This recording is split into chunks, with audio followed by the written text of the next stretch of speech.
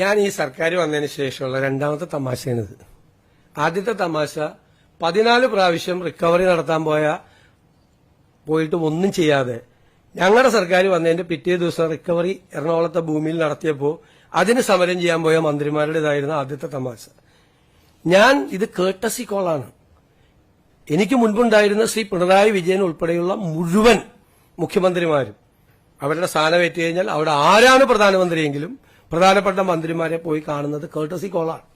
ഞാനും അത് ചെയ്തു. 2 പ്രാവശ്യവും മുൻ മുഖ്യമന്ത്രി അത് ചെയ്തിട്ടുണ്ട്. അദ്ദേഹത്തിന്റെ സമയത്ത് ഞാൻ ആദ്യമായിട്ടാണ് നരേന്ദ്രമോദിയെ നേരിൽ കാണുന്നത്. ഞാൻ ഉടനെ തന്നെ പറഞ്ഞു, പിണറായി വിജയന്റെ വീടൊന്ന് റെയ്ഡ് ചെയ്യണം നാളെ ഇഡിയെ കൊണ്ട്. അപ്പോൾ ഉടനെ മോഡി തന്നെ ഫോൺ എടുത്ത് കുത്തി. എന്നിട്ട് പറഞ്ഞു, നാളെ രാവിലെ സതീശൻ വന്നിട്ട് ആദ്യമായിട്ടൊരു കാര്യം പറഞ്ഞാണ്, നാളെ രാവിലെ കംപ്ലീറ്റ് സ്ഥലത്ത് റെയ്ഡ് ചെയ്യണം. അപ്പൊ ഞാൻ പറഞ്ഞു, ഒരു സ്ഥലത്ത് പോരാ, 12 സ്ഥലത്ത് ചെയ്യണം. ആ സതീശൻ പറഞ്ഞേക്കണത് 12 സ്ഥലത്ത് റെയ്ഡ് ചെയ്യാനാ പറഞ്ഞേക്കണത്. അങ്ങനെ 12 സ്ഥലത്ത് റെയ്ഡ് ചെയ്തു. ഇത് മുൻ മന്ത്രിമാർ ഉൾപ്പെടെയുള്ള ആളുകൾ വരെ വന്ന് പത്രക്കാരോട് പറയാണ്. ഞാൻ ചിരിക്കണോ അല്ലെ കരയണോ ഇത് കേട്ടിട്ട്? നിങ്ങളൊന്ന് ആലോചിക്കും.